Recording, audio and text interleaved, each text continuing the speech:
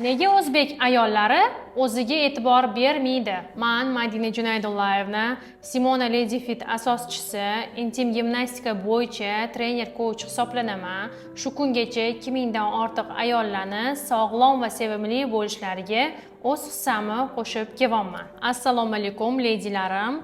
Bugungi gaplashadigan mavzuyimiz ayollar haqida. Ko'pchilik ayollar bilan suhbatda bo'lganimdan keyin shunga amin bo'ldimki, bizani o'zbek ayollarimiz o'ziga e'tibor berishmaydi. Birinchi uyim joyim deyshadi. To'g'ri, buni uyim joyim deyishi kerak. Ayol kishi oilani ustuni hisoblanadi. Lekin uy joydan, qaynona qaynatadan, eridan, ya'ni turmush o'rtog'idan, farzandidan ortib o'ziga ham e'tibor berishi, o'ylashi kerak. Chunki ayol kishi qachonki o'zini sog'lig'iga, ruhiyatiga, tashqi ko'rinishiga e'tibor bersagina, oilaga ham shu narsa ufurib turadi, ya'ni energiya beradi. Ayol kishida o'zida energiya yo'q bo'lsa, uni oilasiga ham bera olmaydi. Qachonki ayol kishi sog'lom bo'lsagina, undan yaxshi energiyalar taraladi.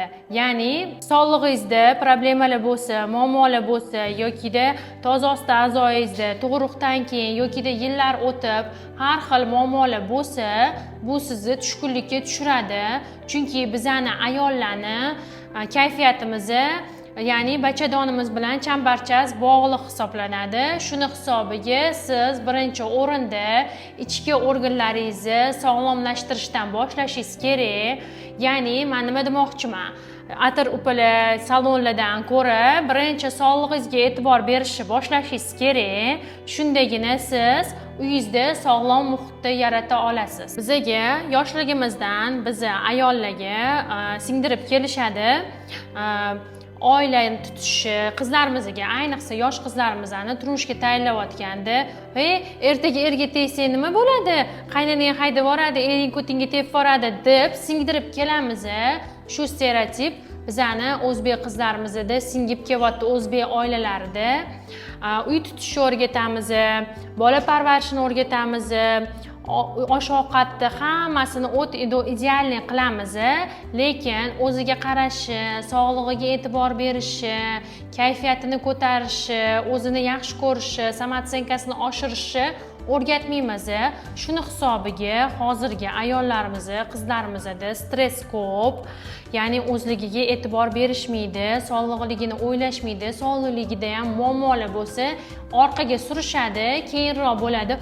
Hozir bolamni maktabiga pul yig'ishyapti, boshqasiga pul yig'ishyapti, uni berib yuborishim kerak. Bolamni unisi og'rib qoldi, misol uchun-da. Bolangizni bitta qo'li sinib qolsa, oyog'i sinib qolsa, gripp bo'lib qolsa, o'sha srazi doktorga olib borishadi-da ayollarda.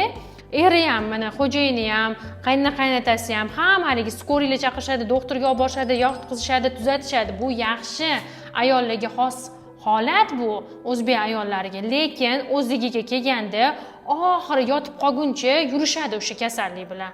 Nechta meni oldimga kelishadi ayollar, o'sha operatsiya holatiga olib borishgan bo'ladi. Nimaga voqeroq kelmadingiz desam, uni bo'lib qoldi-da, bu bo'lib qoldim-da, erimni ishi yaxshi bo'lmay turuvdi-da, topish tutish yaxshi bo'lmay turuvdi-da. Ayollar har doim o'zligidan jertva yasashadi, oxirgi o'ringa qo'yishadi.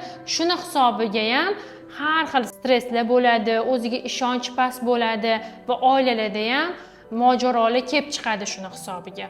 Siz sog'lig'ingizga e'tibor berib, o'zingiz ustingizda ishlab, sog'lig'ingizdagi muammolarni bartaraf qilsangizgina, oilada sog'lom muhitni yarata olasiz, sog'lom farzandlarni katta qila olasiz va yana eng muhimi, er-xotin munosabatlarini mustahkamlay olasiz. Farzandlar nimaga e'tibor beradi? Er-xotin munosabatlari, ya'ni ota-onasining munosabati sog'lom bo'lsa, ular ham gurkirab, ko'karib, shu muhitda katta bo'lib, sog'lom farzandlarni voyaga yetkazishga erishasiz.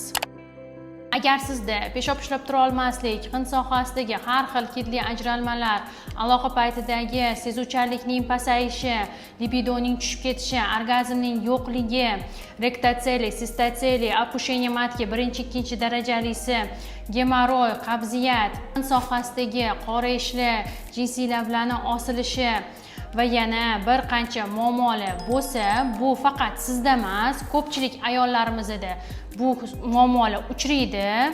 Bu uyatli muammo emas. Hozirgi kunda buni tabiiy yo'l bilan bartaraf qilsangiz bo'ladi. Ya'ni intim gimnastika orqali siz peshob ishlab tura olmaslikni, qabziyatni, libidoni tushib ketishini, orgazm yo'qligini, sezuvchanlikning yo'qolishini va yana tug'ruqdan keyingi tiklanishlarni oddiy uy sharoitida 10-15 minut sarflab bu muammolaringizni bartaraf qilsangiz bo'ladi. Men sizga uy sharoitida ko'chaga chiqmasdan, hech qanaqa sarf xarajat qilmasdan toza osti sohangizdagi muammolarni bartaraf qilish uchun kurs tashkil qildim. Kursni asl narxi 599 ming, bonus narxda siz 299 mingga kursdan ro'yxatdan o'tib olsangiz bo'ladi. Kursda ro'yxatdan o'tish uchun hoziroq video tagidagi link orqali ro'yxatdan o'ting. Eng birinchi navbatda siz o'zingizga e'tibor berishni boshlang va atrofdagilardan ham o'sha e'tibor sizga kelayotganini his qilasiz. Va o'zingizdagi energiya, yaxshi energiyani atrofingizga taratib, o'sha energiyani yana o'zingizga qaytarib olishga erishasiz. Videodagi ma'lumotlar foydali bo'lgan bo'lsa, videoga like bosing va bizani yo'qotib qo'ymaslik uchun obuna bo'lib qo'ying.